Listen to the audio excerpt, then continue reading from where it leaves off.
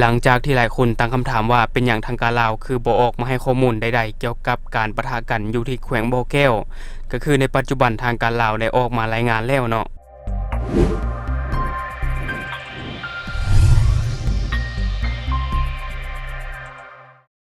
สบายดีท่านผู้ชมกลับมาพบกับช่อง Talk the New และหัวข้อที่เราอยากจะนำเสนอในมื้อนี้ก็เกี่ยวข้องกับการปะทะกันอยู่ที่แขวงบ่อแก้วเนาะซึ่งว่าจะมีหลายๆสื่อหลายๆช่องที่เขาเจ้าได้รายงานไปแล้วแต่ว่าข้อมูลก็ยังบ่ชัดเจนก็คือยังบ่มีการยืนยันจากทางการเทื่อแม่นบ่ซึ่งถ้าหากว่าเราสังเกตเบิ่งแล้วการที่ปะทะกันอยู่ที่แขวงบ่อแก้วหลายๆคนก็ตั้งคำถามว่าเป็นอย่างทางการลาวคือบ่ออกมาให้ข้อมูลเกี่ยวกับเหตุการณ์ครั้งนี้เนาะอีกอย่างเหตุการณ์ครั้งนี้ก็เป็นเหตุการณ์ครั้งใหญ่ๆก็มีการพรากชีวิตของทหารไปหลายคนแล้วก็มีผู้บาดเจ็บหลายๆคนเนาะซึ่งหลายคนก็ตั้งข้อสงสัยไปในทิศทางเดียวกันว่าเป็นหยังคือบ่ออกมาแถลงข่าวเนาะเป็นหยังคือบ่ออกมาให้ข้อมูลกับประชาชนและอีกทั้งก็ยังมีลูกปืนเนาะทะลุไปถึงฝั่งไทยเนาะถึกบ้านประชาชนและทางการไทยเองก็ได้จัดกองกำลังลาดตระเวนตามชายแดนเนาะอันนี้ก็ถือว่า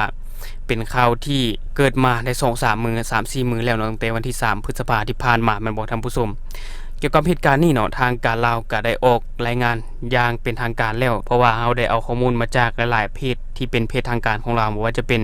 เพจข่าวเศรษฐกิจการค้าหรือว่าหนังสือพิมพ์ลาวพัฒนาเนาะที่เขาเจ้าได้โพสต์ออกมาแล้วซึ่งเป็นเพจทางการของลาวและบัดนี้เราจะอ่านในข่าวเกี่ยวกับการรายงานของทางการเนาะหลายคนจะได้ให้ข้อสงสัยว่าลาวต่อสู้กับไผลาวปะทะกับไผเนาะอันนี้ก็แน่นอนแหละหลายๆคนตั้งคำถามว่าปะทะกับ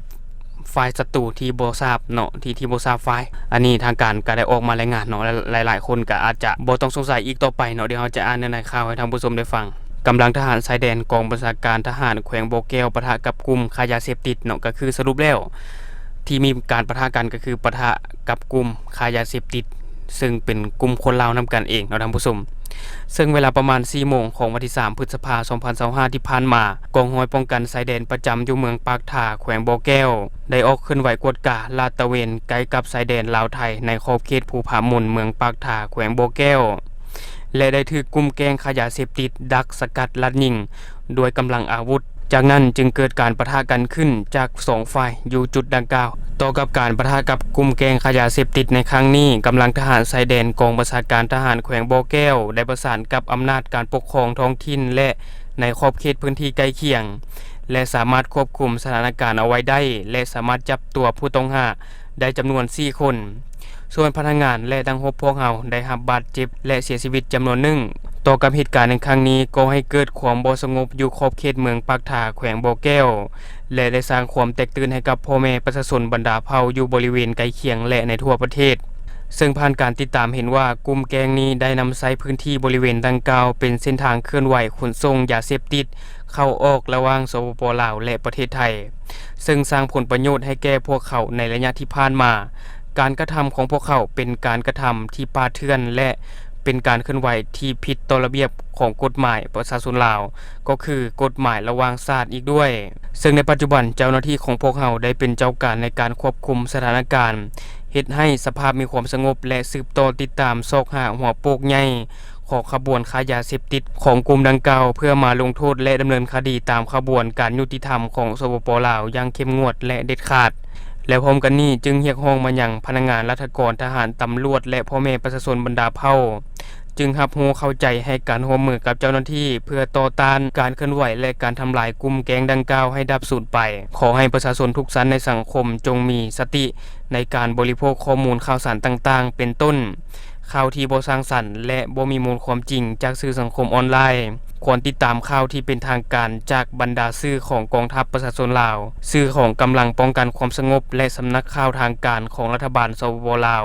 เพื่อหลีกเลี่ยงความเข้าใจผิดสร้างการแตกแยกความสามัคคีและเพื่อรักษาสายสัมพันธ์อันดีงามระหว่าง2ประชาชน2ประเทศระหว่างลาวและไทย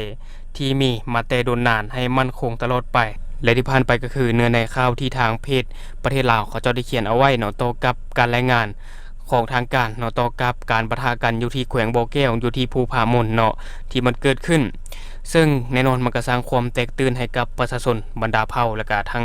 ภายในและก็ต่างประเทศเนาะทางประเทศไทยเองก็ได้รับความแตกตื่นและก็ได้เตรียมพร้อมกับเหตุการณ์นี้เช่นกันเนาะเพราะว่าทางการไทยก็ได้เตรียมกองกำลัง นอนลาดตระเวนตามชายแดนลาวไทยอยู่ที่ภูผามนเนาะอันนี้ก็ถือว่าเป็นเหตุการณ์เป็นปรากฏการณ์หนึ่งที่เกิดขึ้นอยู่ในลาวและสร้างความแตกตื่นให้กับประชาชนลาวอย่างหลวงหลายซึ่งทางการลาวก็ยังได้รายงานอีกเนาะว่าก่อนที่จะเสพข่าวกะเสพข่าวยังมีสติเนาะเสพข่าวจากเพจที่เป็นเพจทางการของสปปลาวเพื่อให้ได้ข้อมูลที่แน่ชัดเนาะบ่แม่นเฮาจะเอาข้อมูลโพสต์ไปมั่วซั่วก่อนเนาะอันนี้บ่ได้เพราะว่ามันสร้างความแตกตื่นให้กับประชาชนนั่นแหละและวันนี้ทุกคนก็อาจจะหายข้อสงสัยแล้วเนาะว่าลาวปะทะกับไผอยู่ที่แขวงบ่อแก้วเนาะก็คือปะทะกับกลุ่มค้ายาเสพติดเนาะอาจจะเป็นเพราะว่าลาวขัดขวางการลำเลียงขนส่งยาเสพติดบ่เลยเฮ็ดให้มีข้อขัดแย้งยิงกันหรือว่าปะทะกันเนาะอันนี้เฮาตั้งข้อสงสัยเบิ่งว่าอาจจะเป็นย้อนว่าทางการลาวไปกีดขวางเส้นทางลำเลียงขนส่งยาเสพติดของเขาเจ้าหรือบ่แล้วเฮ็ดให้เขาเจ้าบ่พอใจแล้วเฮ็ดให้เขาเจ้ามาปะทะมาลัดยิงเฮาแบบนี้หรือบ่เนาะอันนี้ตั้งข้อสงสัยไว้ซื่อๆแต่ใดก็ตามทุกคนก็เสพข่าวอย่างมีสติและก็ระมัดระวังเนาะหลายๆอย่างในปรากฏการณ์ที่มันเกิดขึ้นเพราะว่านับมือโลกนับเปลี่ยนไปบ่ท่านผู้ชมและคนอื่นทางช่องก็ต้องขอแสดงความเสียใจต่อกับการสูญเสียต่อกับการปะทะกันในครั้งนี้เนาะเพราะว่ามีผู้เสียชีวิตตามการรายงานข่าวเนาะของสื่ออื่นๆอันนี้เฮาก็บ่แน่ใจว่ามันเป็นมูลความจริงหรือบ่เนาะที่รายงานออกมาว่ามีผู้เสียชีวิต3คนเนาะอันนี้ก็ขอแสดงความเสียใจกับครอบครัวผู้ที่เสียชีวิตเนาะและอย่างไรก็ตามมื้อนี้ก็ขอฝากเอาไว้ซ้ำนี้เนาะสำหรับท่านผู้ชมคนใดที่เบิ่งคลิปของเฮามาฮอดทุกมื้อนี้แล้วก็อย่าลืมเนาะกดติดตามช่องเพื่อเป็นกำลังใจให้เฮาได้ผลิตคลิปดีๆแบบนี้ออกมาเรื่อยๆหรือสำหรับท่านใดที่มีความคิดคอมเมนต์อยากตำหนิเตียนก็สามารถฝากไว้ได้ภายใต้คอมเมนต์ของเฮาแล้วเฮาจะเข้าไปอ่านแล้วก็ตอบแลกเปลี่ยนประสบการณ์นํกันอย่าลืมเนาะสนับสนุนกันด้วยการกดติดตามช่องขอขอบใจ